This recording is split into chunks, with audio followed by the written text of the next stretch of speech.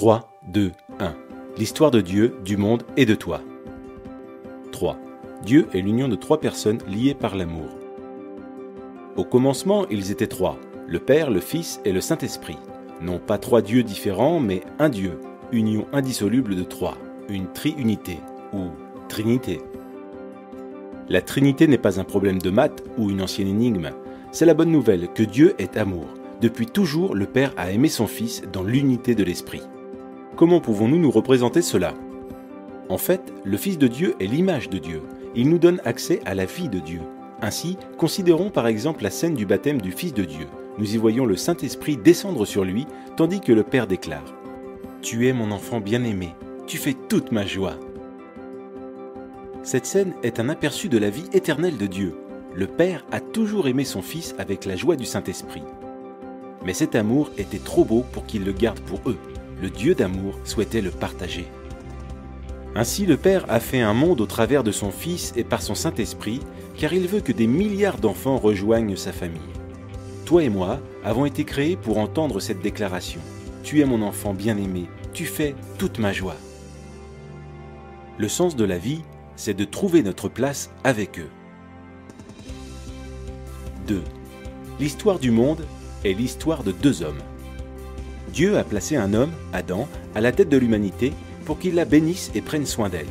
Mais Adam se détourna de Dieu, se replia sur lui-même et plongea le monde dans la mort et la malédiction. L'humanité fut déchue de la grâce. Maintenant, nous partageons tous cette humanité brisée et nous ressentons les effets de sa malédiction. La race humaine est comme un sapin de Noël qui a été abattu et arraché de sa terre naturelle. On peut se déguiser avec des décorations fantaisistes, on peut effectuer toutes sortes de bonnes actions. Mais nous périssons. Nous n'avons aucune vie spirituelle en nous et nous nous dirigeons vers notre perte. La race d'Adam est sous la condamnation de Dieu. Dieu a prononcé un non définitif à ce mode de vie parce qu'il veut quelque chose de très différent pour nous. Il veut que nous trouvions tous la vraie vie dans un second Adam. Jésus-Christ. Le Fils est venu sur terre en devenant un simple homme et fut nommé Jésus. Il est entré dans notre monde brisé et a pris en charge notre cause perdue.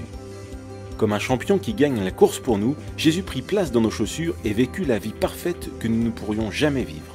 Puis, sur la croix, il mourut d'une mort maudite, mort qui devait être la nôtre. Mais en faisant cela, il prit la nature maudite d'Adam et l'anéantit.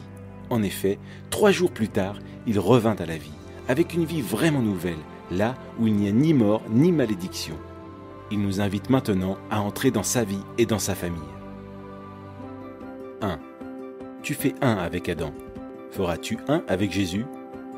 Par notre naissance, nous faisons un avec Adam. On dit bien tel père, tel fils. C'est pourquoi nous partageons aussi sa nature égoïste, sa mort et sa malédiction. Unis à Adam, nous n'avons pas de vie en nous-mêmes et aucun espoir pour l'avenir. Mais Jésus vient pour offrir une incroyable union avec lui. Telle une branche de sapin de Noël, nous pouvons être coupés de l'arbre Adam et greffés à l'arbre Jésus-Christ. Pensez aussi à une autre image d'union. Nous pouvons faire un avec Jésus comme dans un mariage. Imaginez un mariage entre un prince et une mendiante. Elle est sale et pauvre, avec un nom honteux et un avenir sans espérance. Pourtant, le prince l'aime et s'offre à elle dans le mariage. Dès qu'ils sont unis, que se passe-t-il ? Le prince prend toutes les dettes de son épouse et elle reçoit toutes les richesses de son prince. Il couvre son nom honteux et lui donne son nom. Elle est invitée dans sa vie, sa famille et son héritage. Grâce à son prince, elle peut appeler le roi papa. Et tout cela grâce à leur union conjugale. C'est exactement la même chose avec Jésus. Si nous le recevons, tout ce qui est nôtre, notre péché, notre malédiction deviennent siens. Il paie le prix de tout cela sur la croix. Et tout ce qui est sien, sa justice, son héritage, deviennent nôtres. Si nous faisons un avec Jésus, dès maintenant nous sommes adoptés dans la famille. Son esprit devient notre esprit, son Père devient notre Père. Nous appartenons à ses frères et sœurs dans l'Église, nous prions le même Père et l'entendons exprimer son amour pour nous par ses paroles. Tu es mon enfant bien-aimé, tu fais toute ma joie. Ce sont nos privilèges maintenant. Et quand Jésus reviendra, nous participerons aussi à sa vie physique et immortelle. Il ramènera nos corps à la vie et créera un monde nouveau, juste et droit. Ce jour-là, Dieu jugera le monde, confirmant à jamais son non à Adam et son oui à Jésus-Christ. Tu fais un avec Adam, mais il n'y a aucun avenir dans cette vie-là. Cependant, les bras tendus vers toi, Jésus te lance une invitation. Il s'offre à toi, te donne sa vie même, sa famille et son avenir. Il est à toi si tu veux l'inviter dans ta vie. Fais un avec Jésus. Les trois t'invitent dans leur cercle d'amour. Les deux déterminent le monde. Veux-tu faire un avec le Fils de Dieu ?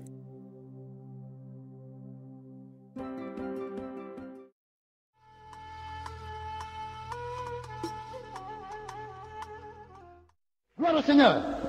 Quatrième proposition. Regardez ici. Alléluia. Quatrième proposition. Je voudrais m'adresser à mes sœurs.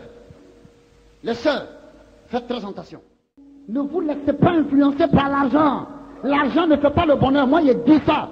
Parce que j'ai vu des gens qui étaient gravement malades. Malgré les milliards, ils n'ont pas pu être guéris. C'est Jésus qui fait le bonheur. C'est Jésus qui guérit. C'est Jésus qui donne la paix. C'est Jésus qui libère.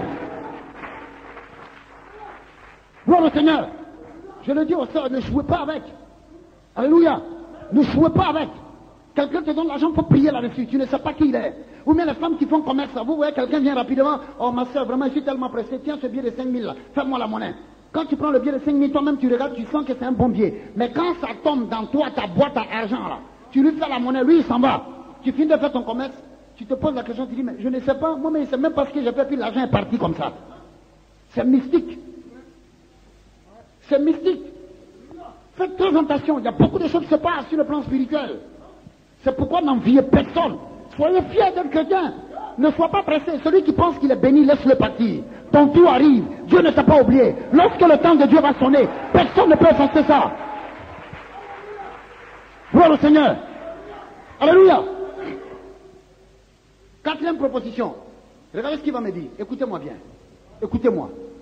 À partir d'aujourd'hui, quand une femme est en grossesse, si elle a un terme, qu'elle veut aller accoucher, ne la laissez jamais seule.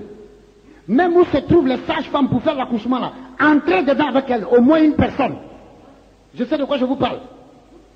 À la prison, à Cocody, les docteurs, certains docteurs font ça. Parce que c'est la période, le temps dans lequel on est là, décembre, c'est la période.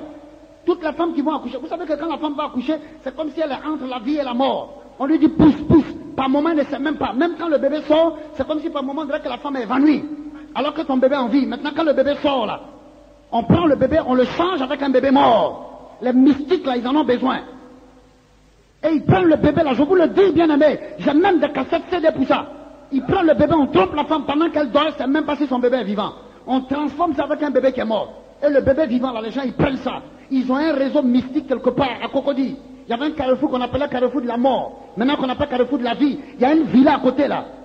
Il y a certains hommes politiques, je ne peux pas vous dire le nom, ça cause de ça. On va, on pile ce bébé, le bébé la frais, on le pile le bébé de quelques heures. On mélange ça. Et le gars, il prend la pâte, il va dans sa chambre, il a une valise, il met dedans. Vendredi, il vient se mettre en genou, il fait des incantations. L'argent, ça quitte comme ça vient, ça tombe. Ça quitte comme ça vient, ça tombe. Ne jouez pas avec ça. Moi, dans mon église, quand une femme enceinte, si elle va l'accoucher, je mandate 2 mamans. Elles n'ont qu'à partir avec elle. Même si les sales femmes veulent s'amuser, on dit tu t'amuses à en prier Jésus. C'est pas bien. Il y a trop de choses. Un bébé de quelques heures, on le pile d'un mortier à cause de l'argent. C'est malheureux. À ça, quand on parle de ça, les gens disent on les critique, on ne veut pas qu'on les critique. Arrêtez pour vous là-bas. On met trop ça.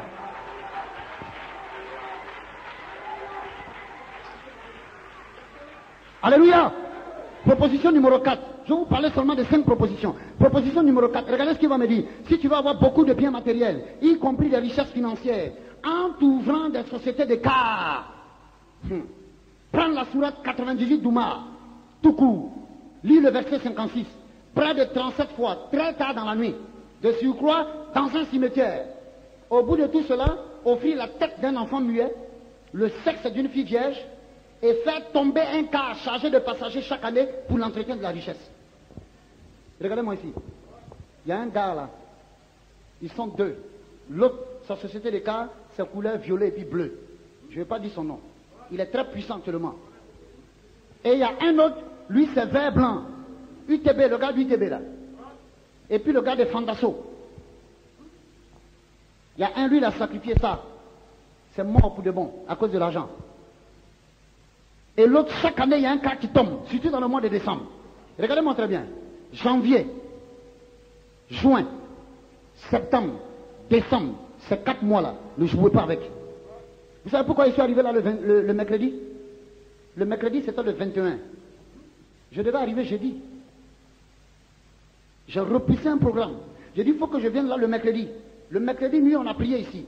N'oubliez jamais cela. Chaque 21 décembre, tous les mystiques du monde entier, rosicruciens, francs-maçons, Bouddha, l'islam, ils se communiquent sur le plan spirituel avec les rosicruciens et autres. C'est le mois. Ne jouez jamais avec ça. Le mois de septembre, qui correspond au 9e mois, c'est le mois où la femme lutte pour donner la vie ou la mort. Le 9e mois, c'est le mois de septembre. C'est le mois des catastrophes. Et le mois de juin, qui correspond à un esprit qu'on appelle juste, c'est le mois des programmations.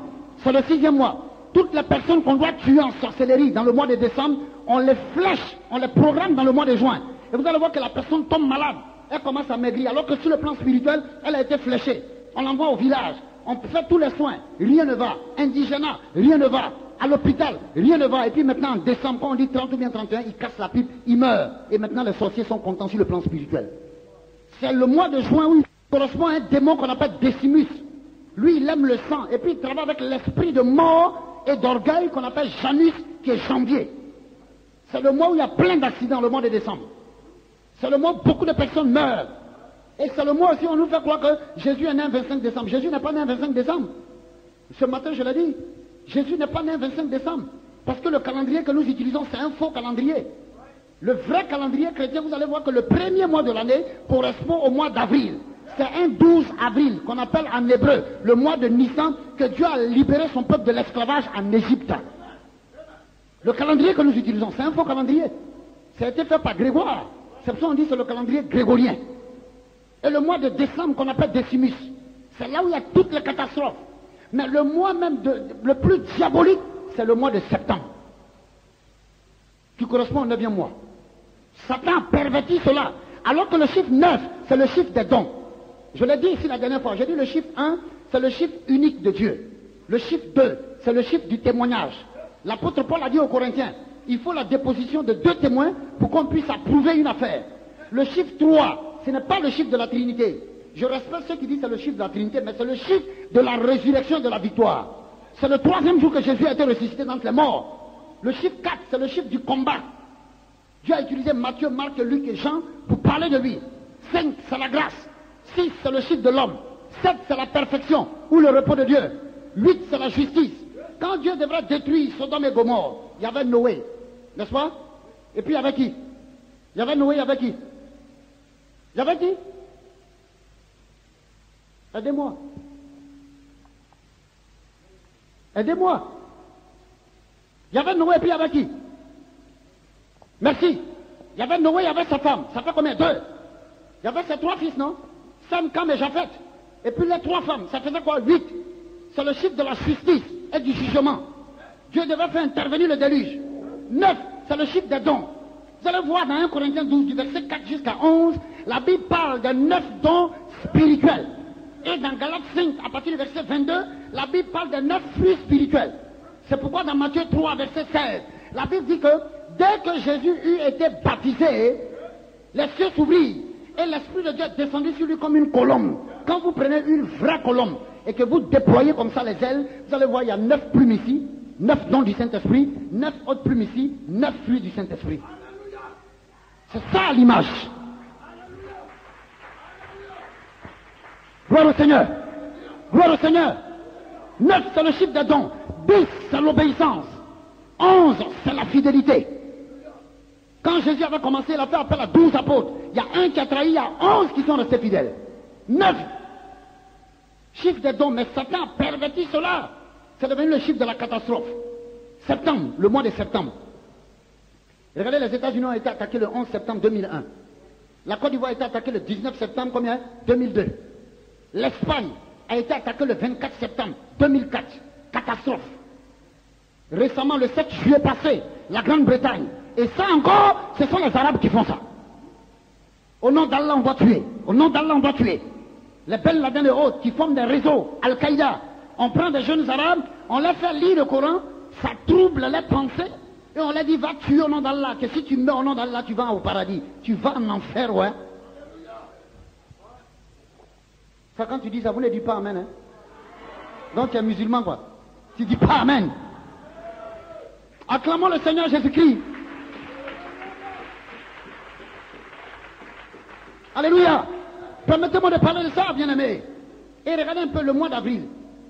Le mois d'avril, je ne suis pas en train de parler mal ou bien critiquer, mais faites très bien attention. Le mois d'avril, lorsque beaucoup doivent aller fêter la Pâque, par exemple chez mes parents baoulés, quand on parle de Pâquinou, faites très attention. Il y a plein de cas qui tombent. Plein de cas, faites la remarque. Mais je bénis Dieu. Chaque fois qu'il y a le mois de Pâques, Dieu aussi permet que dans certains cas, il y a des enfants de Dieu qui voyagent. Et à cause de la présence d'un seul enfant de Dieu, Dieu épargne le cas et puis les passagers de tout accident.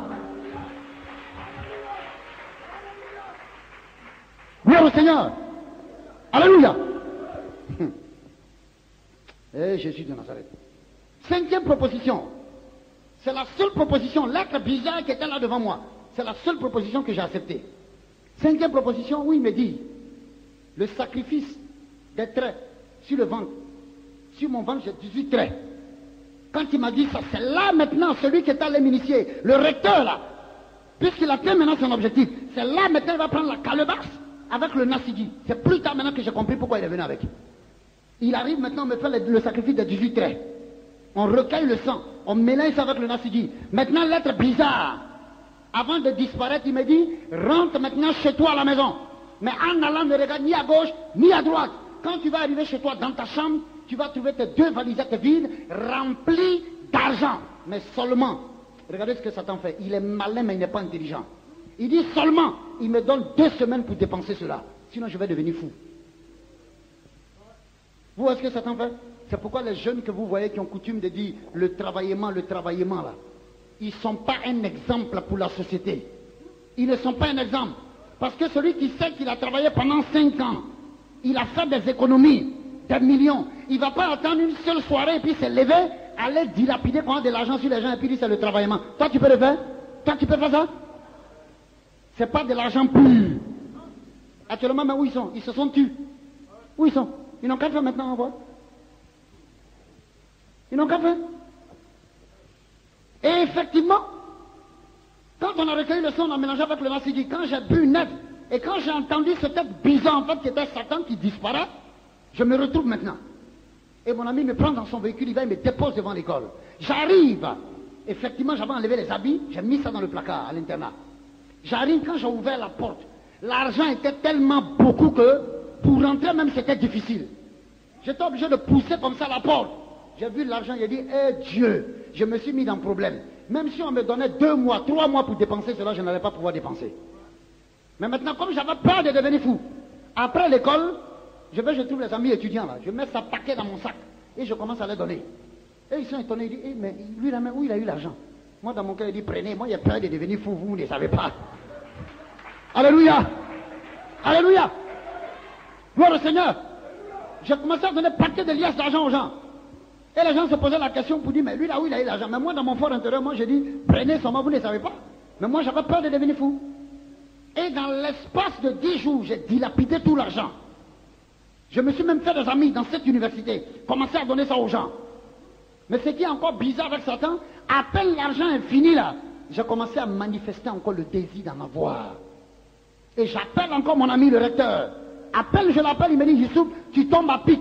Parce qu'aujourd'hui même, a lieu au temple de la cabane X, la grande cérémonie de tous les mystiques mondiaux. Je dirais mon Dieu. Alléluia. Il me donne rendez-vous. On monte dans son véhicule. C'est là maintenant je vais vous parler de ce qui se passe derrière la pyramide. Il y a un temple qui est là-bas qui est caché. Quand on monte la pyramide, on monte seulement le visage du sphinx devant. Mais derrière, il y a un temple souterrain. Bien aimé, les personnes que j'ai vues là-bas, je ne pouvais pas croire. Je ne pouvais pas croire. On rentre là-bas nus. Dès que vous entrez, vous êtes tous nus. C'est là-bas que j'ai vu le fils de Bongo, que Bongo a eu avec la patience d'Abani. Et même Bongo, c'est un mystique, c'est son endroit. Permettez-moi de vous le dire, paix à son âme comme on le dit. Et Adema, c'est à son coin. Je sais de quoi je parle. Il y a une piscine humaine là-bas, remplie de sang humain avec de l'eau. Les gens vont là-bas à cause de pouvoir, à cause des pratiques mystiques. Des rosicruciens se retrouvent là-bas. Des imams, des prêtres se retrouvent là-bas. Je sais de quoi je parle. Et ça, les gens ne veulent pas qu'on parle de ça. Ils vont là-bas pourquoi? À cause du pouvoir. À cause des pratiques mystiques. Vous entrez là-bas nus. Et quand vous entrez, il y a une grande table comme ça qui peut faire l'église, toute l'église, après de 2 fois. Vous vous tenez comme ça la main, chacun s'assoit sur une chaise. Vous êtes nus. Vous tenez la main, et puis vous récitez une phrase bizarre, je l'ai dit dans la cassette. Amphade Sahal Bir. Jusqu'au jour d'aujourd'hui, je ne sais pas ce que ça veut dire. Amphade Sahal Bir, Amphade Sahal Bir, durant des heures et des heures. Et maintenant, quand vous finissez, il y a une grosse calebasse comme ça, qu'on fait passer tour à tour. On vous donne. Vous devez boire. Que Dieu me pardonne. Ce que j'ai vu dedans là, ça avait l'air, on dirait, le sang humain. Mais je ne sais pas véritablement si c'était du sang humain. Que Dieu me pardonne. Mais on a bu. Et quand on a fini là, c'est là maintenant, nous, on nous a donné les 873 versets du Coran, les plus terribles avec les techniques de mise en pratique. Ça n'avait rien à voir avec certains ministres qu'on voyait qui étaient là-bas. Bien aimé, je vous assure, le Seigneur compte sur la prière de tous les chrétiens. Le Seigneur compte sur la prière de tous les chrétiens. Le Seigneur compte sur la prière de tous les chrétiens. Le Seigneur compte sur la prière de tous les chrétiens. Alléluia. Gloire au Seigneur. Et quand on a fini, on est entré en contact avec certaines personnes, on a eu pas mal d'adresses et tout ça. Et ça coïncidait aussi avec la cérémonie de remise des diplômes de notre université. Donc j'avais pratiquement terminé les cours. Il nous restait 2 semaines. La première semaine, on nous a remis nos diplômes. J'ai reçu un diplôme qu'on appelle Al-Kamar. En arabe, ça veut dire diplôme lunaire. Et la semaine qui restait, on a fait la cérémonie. Et on nous a donné quelques liasses d'argent et tout ça. Donc j'avais maintenant reçu le diplôme. J'étais qualifié maintenant non seulement pour devenir imam, et puis donner des cours à certains musulmans.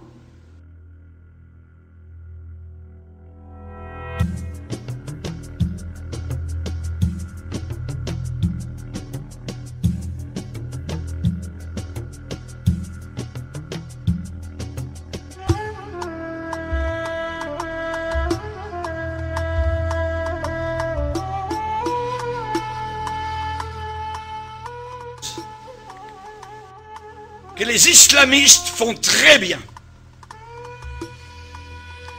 Actuellement, les chrétiens d'Égypte bénissent le Seigneur pour l'État islamiste. C'est parce que l'État islamiste actuellement est en train de montrer vraiment ce qu'est véritablement l'islam.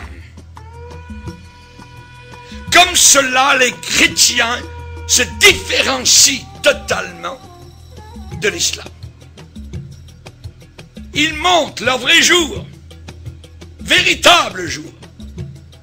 Religion de haine. Un islamiste, il vit dans la peur, continuellement. On peut lui couper la tête, on peut lui couper les mains au nom de son Dieu Allah, qui est un faux Dieu, qui est un démon. Il se regarde le visage dans le miroir, il a peur. Il ne sait pas. Quand il prie, qu'il se met à genoux, il a peur. Il vit dans la peur. Nous les chrétiens, nous sommes véritablement la religion de paix, la religion d'amour. Nous pardonnons. Nous pardonnons. L'islam ne pardonne pas. C'est une religion de vengeance. Le secret d'une vie paisible. Une vie paisible. Nous les chrétiens, nous ne sommes pas des contentieux, nous ne sommes pas des gens de guerre, des gens de troubles. Nous sommes des gens de paix. Nous ne tuons personne, voyez. Nous ne prenons pas les armes. Nous ne sommes pas armés de couteaux pour tuer au nom de notre Dieu, voyez. Nous ne mettons pas des ceintures d'explosifs autour de nous pour faire du mal, voyez, et pour qu'ensuite, si nous mourons dans l'explosion, nos parents, évidemment, se réjouissent de notre mort, parce que maintenant, nous sommes avec des vierges dans des ébats sexuels éternels, là-haut, dans ce paradis de fous, voyez. Non, nous ne sommes pas du tout de cette race-là. Nous avons, nous, le secret d'une vie paisible, l'éternel. Pas Allah, l'éternel. Le nom de Dieu, c'est l'Éternel. Ce n'est pas Allah. L'Éternel est mon berger. Je ne manquerai de rien. Dans les locaux de ce journal, Charlie, eh bien, il y avait un homme du gouvernement français qui déclarait en disant, eh bien, ces gens-là tuent. Et d'autres, sur le panel, étaient en train de déclarer, oui, mais on peut avoir des gens fanatiques dans d'autres religions, parmi les bouddhistes, parmi les chrétiens, les catholiques, tout ça. Et l'autre, répondant sur le panel en disant, mais oui, mais ceux qui se disent chrétiens ne tuent jamais. Ils ne tuent pas. Ils peuvent être têtus, ils peuvent croire à toutes sortes de folies, mais tandis que les islamistes tuent au nom de leur Dieu, au nom de Allah. Nous, chrétiens, nous avons une façon de vivre. Et lorsque des musulmans lisent la Bible, ce qui leur est interdit normalement, arrive à Matthieu chapitre 5 où Jésus dit « Aimez vos ennemis. Priez pour ceux qui vous haïssent. » Le musulman est totalement étonné devant ce que Jésus demande. Parce que dans son livre à lui, nous le verrons durant la conférence, la fameuse conférence, et elle va être sur Internet, ça s'appelle le Coran et le Christ. Ceux qui nous écoutent actuellement peuvent aller voir donc sur Internet le Coran et le Christ, et vous allez voir donc ce que le Coran déclare et ce que la Bible déclare. Si vous descendez dans le Coran, vous descendez dans un enfer. Quand vous lisez la Bible, vous prenez une bouteille d'oxygène céleste, de pardon, de libération, voyez. Alors que l'intégrisme islamiste, eh bien, assujettit les peuples entiers sous la férule des démons et de Satan.